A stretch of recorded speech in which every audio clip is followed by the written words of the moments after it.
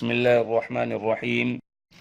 अब बात करेंगे उन्वान पर। आपको मालूम है कि उन्वान की कई किस्में होती है। एक उन्वान होता है जिसको हम कहते हैं मरकज़ी उन्वान यानी बड़ी सुर्खी। एक होता है ज़ैली उन्वान जिसको छोटी हेडिंग कहते हैं। इसी तरह आगे हेडिंग बढ़ते जाते हैं। उमूमन मरकज़ी उन्वान बड़ा होता है और अलाइनमेंट इसकी सेंटर होती है और लाइन स्पेसिंग ज़्यादा होती है। इसके लिए स्टाइल में आएंगे। आपको मालूम होना चाहिए कि माइक्रोसॉफ्ट वर्ड के अंदर पहले ही से हेडिंग का स्टाइल मौजूद होता है। यह आप देख रहे हैं कि आपको हेडिंग 1 नज़र आ रही है। बजाय ये कि हम नया स्टाइल बनाएं, इसको ही तब्दील कर देते हैं। अब मैं इस बटन पर क्लिक करता हूँ, फिर यहाँ मॉडिफाई में आऊँगा। अब इसको कम्प्लेक्स या ऑल स्क्रिप्ट करूँगा और यहाँ से कलर को ऑटोमेटिक रख लेता हूँ। ऑटोमेटिक कलर काला होता है। यहाँ से उसका साइज़ कर देता हूँ 24 और इसका फ़ॉन्ट स्टाइल जमील नूरी नस्तालिक रख लेता हूँ। इसके बाद मैं इसको यहाँ से कर देता हूँ सेंटर। उसके बाद मैं इसको ओके कर लेता हूँ। अब मैं इसको इस हेडिंग पर अप्लाई करूँगा तो ये अप्लाई हो जाएगा।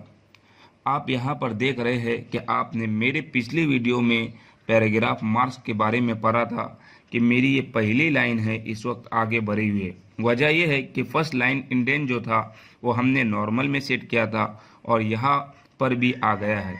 और मैंने आपको बताया था कि जो हमारा नॉर्मल स्टाइल होता है इसमें हम जो तब्दीली करेंगे, आगे जितने स्टाइल हमारे पास होते हैं वो नॉर्मल स्टाइल से कुछ न कुछ ले रहे होते हैं। तो हमने चूंकि नॉर्मल में फर्स्ट लाइन को 0.5 रखा था तो हेडिंग ने भी इसको ले लिया। अब हेडिंग स्टाइल में फर्स्ट लाइन को ख़त्म करेंगे तो मैं हेडिंग के अंदर मॉडिफाई करता हूँ, फिर फॉर्मेट पर क्लिक कर लेता हूँ, फिर पैराग्राफ और फिर यहाँ से कर लेता हूँ नन कि मुझे पहली लाइन में इंडेंटेशन नहीं चाहिए। फिर इसको मैं कर देता हूँ ओके।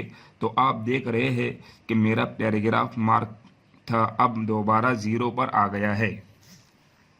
अब हम देखेंगे माइक्रोसॉफ्ट वर्ड में हेडिंग 2 यानी ज़ैली उन्वान कैसे बना लेते हैं।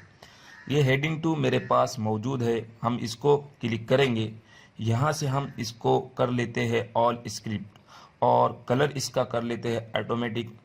इसका जो फ़ॉन्ट साइज़ है वो कर देता हूँ 20 और इसका स्टाइल है इसको कर देता हूँ जमील नूरी नस्तालिक और इसको मैं कर देता हूँ ओके। और अभी स्टाइल अप्लाई नहीं हुआ है तो मैं इसको कर देता हूँ हेडिंग 2। तो आप देख रहे हैं कि हेडिंग 2 मेरा बड़ा हुआ है आम साइज से और नुमाया हो गया है। मज़ीद और थोड़ा सा काम करूँगा कि यहाँ फर्स्ट लाइन इंडेंट यहाँ भी आया हुआ है, इसको भी मैं इसी तरीके से ख़त्म कर लेता हूँ। तो सबसे पहले मैं मॉडिफाई में आऊँगा, फिर फॉर्मेट में, फिर पैराग्राफ में और फर्स्ट लाइन इसको कर देता हूँ नन और फिर ओके पर करता हूँ क्लिक। तो ये तरीका होता है सब हेडिंग बनाने का।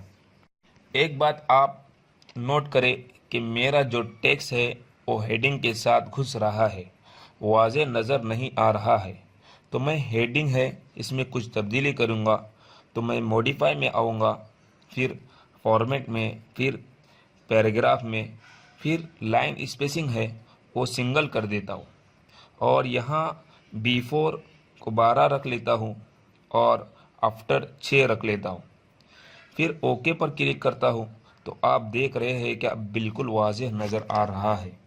इसी तरह हेडिंग 2 में भी लाइन स्पेसिंग को सिंगल करता हूँ तो दोबारा मैं मॉडिफाई में आऊँगा, उसके बाद फॉर्मेट में, फिर उसके बाद पैराग्राफ में, फिर उसके बाद लाइन स्पेसिंग को सिंगल कर लेता हूँ और फिर ओके पर क्लिक कर लेता हूँ।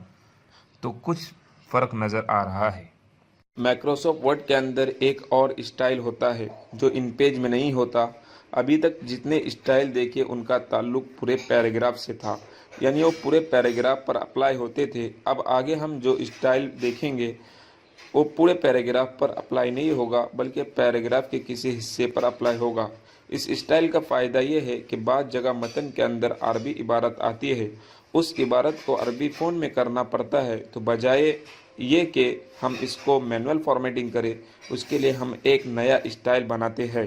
तो नया स्टाइल बनाने के लिए हम नीचे यहाँ पर आएंगे, यहाँ न्यू स्टाइल के नाम से जो बटन है उस पर क्लिक करेंगे।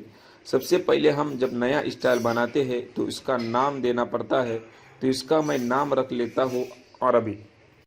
फिर यहाँ स्टाइल टैब में कैरेक्टर पर क्लिक करता हूँ। फिर यहाँ पर आकर ऑल स्क्रिप्ट करूँगा।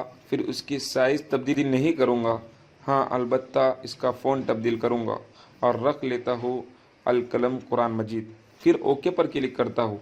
इसी तरह जहाँ जहाँ अरबी इबारत होंगी उसको सिलेक्ट करते जाएंगे और हम इसको अप्लाई करते जाएंगे।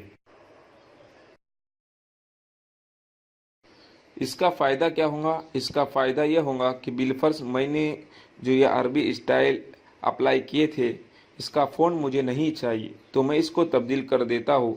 फिर मैं जाऊँगा मॉडिफाई में, फिर फ़ॉन्ट स्टाइल रख लेता हूँ मसलन ट्रेडिशनल अरबिक और फिर ओके पर क्लिक कर लेता हूँ। तो जहाँ जहाँ मैंने स्टाइल अप्लाई किया था सबसे ये फ़ॉन्ट तब्दील हो गया है। तो ये फ़ायदा होता है स्टाइल बनाने का। तो आज के लिए बस इतना ही, फिर मिलते हैं इंशाअल्लाह अगली वीडियो में।